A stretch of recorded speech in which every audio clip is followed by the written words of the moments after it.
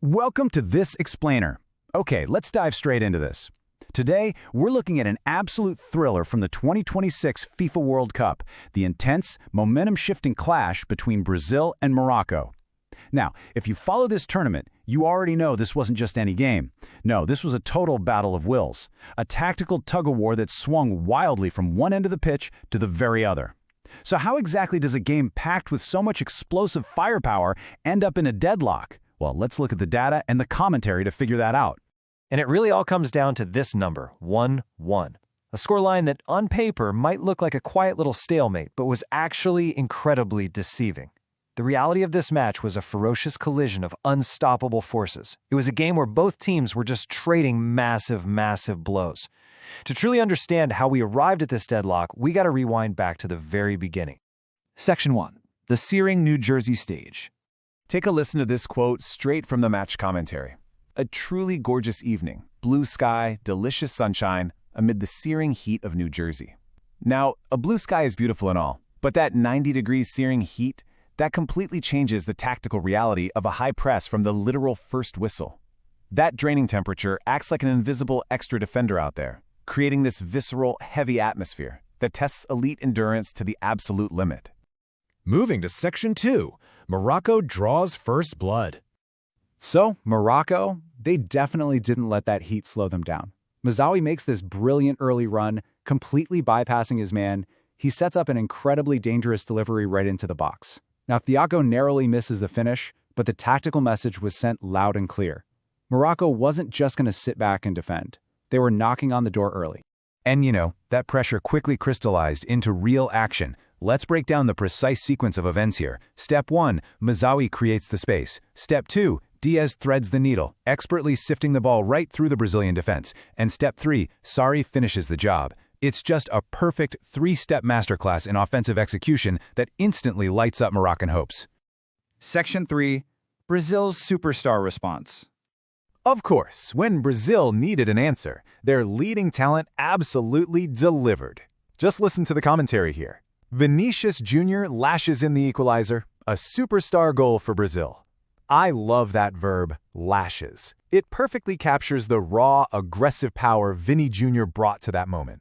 This wasn't some slow, tactical buildup. It was a sheer injection of electricity straight into the Brazilian squad that instantly leveled the playing field. It's actually super fascinating to contrast these two goals. On the one side, you have Sarri's finish. It's a deeply emotional, team-fueled moment that rallies an entire nation. But on the other side, Vinícius Júnior's strike is pure, undeniable individual power, a true superstar goal. It was quite literally an unstoppable, hope-fueled force meeting an undeniable superstar object. Section 4. The Battle of the Keepers. So how exactly do you stop a showpiece goal from Paqueta? Well, you need an unbelievable display of athleticism. Bono manages to get entirely across the goal face to shut down a strike that was absolutely destined for the highlight reels. That save single-handedly kept Morocco right there in the fight when they needed him most. And right on cue, Brazil's Alisson instantly matches that intensity on the other end.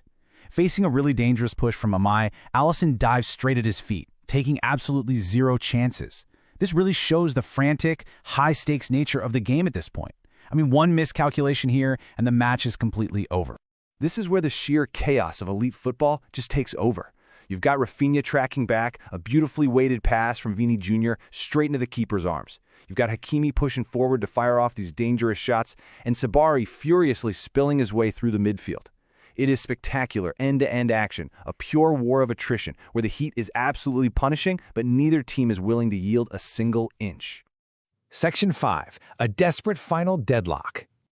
Mapping out this momentum pendulum reveals a crystal-clear dramatic arc. From the searing heat of that early Moroccan pressure to the sheer power of Brazil's equalizer, right down to the exhausted climax of legendary keepers locking the game down. All that frantic energy eventually solidified into an incredibly tense stalemate. Which brings us right back to where we began. 1-1. But seeing everything we just walked through, this single number carries so much more weight now, doesn't it? It perfectly encapsulates the battle of immovable objects we just analyzed. It isn't a symbol of nothing happening. Not at all. It's a testament to the fact that absolutely everything happened. The forces on that pitch were simply so evenly matched, so fiercely competitive, that they completely canceled each other out. So it really leaves us pondering something.